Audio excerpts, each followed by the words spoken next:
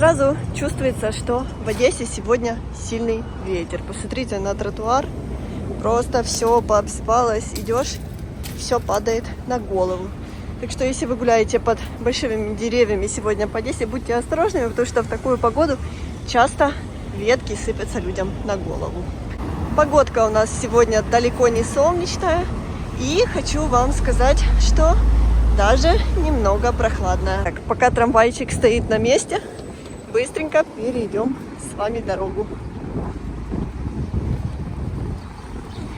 Сейчас возле города недалеко летают 2 дрона.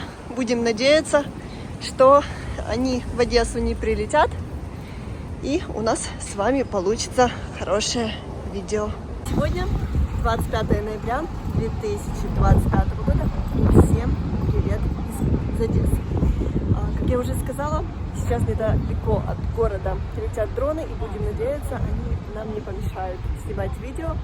Ну а если помешают, то видео будет более насыщенным, потому что нам с вами придется бегать и искать, куда от них прятаться. Такая у нас сейчас реальность. Я сегодня приехала на одну из старейших улиц Одессы, и на улицу, гуляя по которой, можно окунуться в Одессу, такую, как она была 100 лет назад. И это, одесситы узнают, улица Нежинская. Кстати, именно на этой улице преобладают старые исторические дома, и это можно увидеть вот даже по фасадам. Ну и это одна из немногих улиц Одессы, на которой осталась та самая брусчатка, по которой еще ездили экипажи с лошадками. Вот так она, в принципе, выглядит. Я брусчатку не люблю и ездить по ней тоже не люблю. Выходят сотрудники скорой помощи. Кому-то сегодня было, к сожалению, плохо. Конечно, с такими стрессами у людей все больше и больше учащаются проблемы с сердцем, с гипертонией, и инсульты учащаются, инфаркты, потому что в таком постоянном стрессе жить очень и очень сложно. Трамвайчик. Поехал. Кто не знает, улица Нежинская когда-то называлась улица Немецкая, потому что именно на ней проживало огромное количество немцев. И здесь, кстати, даже недалеко есть кирха. Потом она, кстати, много раз меняла свое название, но Нежинская она стала вот почему. Потому что сюда в свое время переселилось большое количество греков с Нежина. Многие подумают, что общее у греков с Нежиным. Но на самом деле в середине 17 века в Нежине образовалась самая большая греческая диаспора. Поэтому греки из Нежина переехали в Одессу, потому что здесь, как вы знаете, порт, хорошая торговля была. И в честь них и была названа эта улица. Сейчас прохожу старые дома. Как я уже сказала, это одна из старейших улиц Одессы, и многим домам здесь по много десятилетий. И сегодня, кстати, произошло неприятнейшее событие в Одессе. Даже не просто неприятное, а действительно страшное. На одной из центральных улиц города женщина стояла на балконе. Видимо, этот балкон требовал ремонта, реконструкции. И из-за, наверное, повреждений в нем она просто провалилась и упала на балкон с 3-го на 2-й этаж. Представляете, она получила очень сильные травмы, и ее доставили в больницу. Поэтому, кто живет в старых домах, следите за своими балконами, потому что так можно вообще лишиться жизни. Видите, вот так, по такой случайности человек мог даже покалечиться. Из-за людей, которые часто повреждают чужое имущество, большинство одесских дворов, к сожалению, закрыты. Но нам повезло. Я нашла... Ой, здесь голуби живут. Видите? Воркуют. Я нашла открытый дворик, и можно заглянуть. Ага, здесь на территории отель есть, поэтому открыто. Посмотрите, какая дверь. Класс. О, нам повезло. Здесь открыта парадная. Скажу вам честно, мне всегда страшно заходить в такие парадные, но хочется вам показать, как же живут одесситы в старых домах. Так, О, здесь требуется ремонт.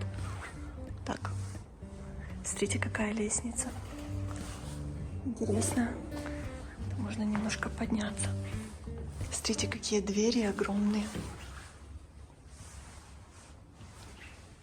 Здесь вообще все по-другому, нежели в новых домах. И посмотрите, какое вон там окно.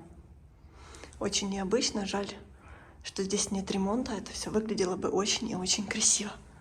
Я когда захожу в такие парадные старые, чтобы вам показать, все время кажется, что сейчас кто-то закроет дверь. Поэтому я не трус, но я боюсь. Поэтому это все, что я могу показать, и я отсюда убегаю. В Одессе все дворы отличаются, и куда бы ты ни зашел, вот что-то новое для себя можешь увидеть. Посмотрите, вот мы были в парадной, видели окно, и посмотрите, как это выглядит снаружи. Но это такой двор, он более пустой, нету ни цветов, ни палисадников, поэтому поищем еще какой-то. Вы только посмотрите, куда забралась эта кошка или кот. Ага, их двое. Сейчас мы к ним подойдем. Вот, одесские коты, они буквально повсюду. Что это такое? Посмотрите. Какой смешной кот. Ты что там сидишь? Кот. Я часто меняю сумки, то одну вот цвета беру, то другую. И вот беру с собой корм, не встречаю ни одного кота. И только я не беру с собой корм, где-то забываю, или рядом нету магазина, так я сразу встречаю таких красавчиков. Да? Посмотрите, он даже может попозировать и со мной сфотографироваться. Кстати, один из интересных фактов. В 2020 году, по-моему, Горсовет принял решение, что одесские коты являются частью экосистемы города. И их нельзя обижать, о них нужно заботиться. Поэтому одесситы их так любят, да, кот? И проявляют к ним заботу и внимание. Сейчас не время, конечно, умываться, ну ладно. Пройдусь с вами немножко по дороге на Нежинской. Мне кажется, что так видео даже будет интересным, если мы будем гулять по исторической брусчатке. У нас вчера был ужасный вечер, ужасная ночь. Творилось просто страшное. Опять была атака на город. Я вовремя не посмотрела, что дроны уже возле берега. И снова пришлось бежать просто по улице, когда началась стрельба. Потому что это действительно страшно. Были очень сильные мощные взрывы и вечером. И потом ночью атака на город повторилась. Уже было поздно, по-моему, 3 часа ночи или 4. И как раз не было света дома. Эти дроны жужжали над крышей. В укрытие уже не побежишь, потому что темно. Тоже по улице поздно бегать. Непонятно, кого можно встретить. В общем, так мы и живем. Была угроза баллистики. Но, к счастью, хоть с этим обошлось. Поэтому о войне просто невозможно не говорить. Иногда наши зрители пишут, что я много говорю о войне, об обстрелах, об атаках.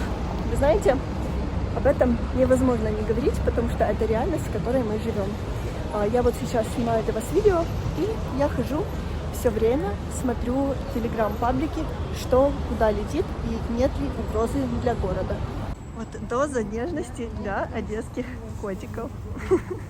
Все их любят, все их кормят, все их гладят. Такой маленький.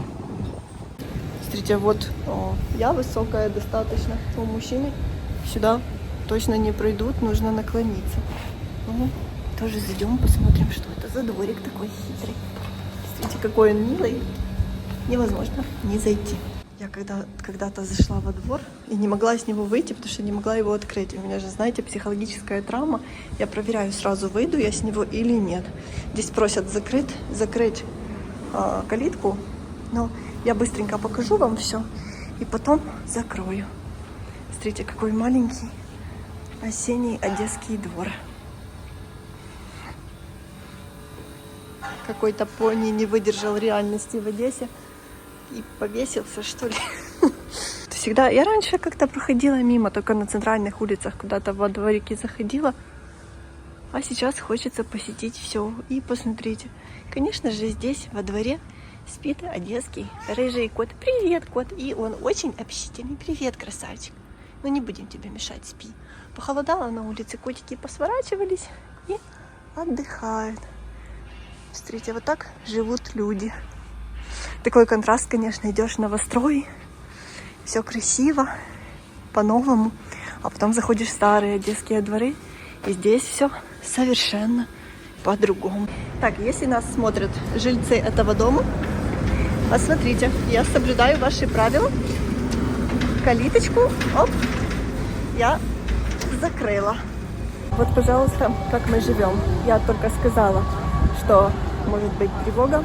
Пожалуйста, воздушная тревога. И сразу нужно читать, что же летит. Так, вроде бы для Одессы сейчас безопасно. Дроны улетели куда-то на область, но все же очень неприятно. Видите, а вы говорите, сколько можно говорить о войне. Я в последнее время днем не могу просто снять видео, потому что все время обстрелы в Одессе, потому что все время тревоги, потому что все время какая-то угроза. И лишний раз стараешься не ездить в какие-то места, в которых нужно далеко бежать до укрытия. Эти звуки тревоги, поверьте, уже каждый украинец мечтает их просто не слышать. Представляете, приехала сегодня на Нежинскую и встретила нашего зрителя, который сам является поляком и живет в Одессе. И смотрел даже наши ролики из Польщі, прямиком із Одеси. Więc chcę przekazać duże pozdrowienia do pana Witolda, który mieszka у нас в Одессе. Bardzo miło było spotkać pana. Впереди вы видите, наверное, красивое здание. Для тех, кто не знает, это Одесская кирха. В начале видео я говорила, что на этих улицах жило когда-то большое количество немцев. Ну, вот и результат. Смотрите, как красиво она смотрится. Еще на фоне такого серого неба. Но, к сожалению, я вижу, что она, наверное, закрыта. Но сейчас все-таки подойдем ближе. О, как раз зеленый свет загорелся.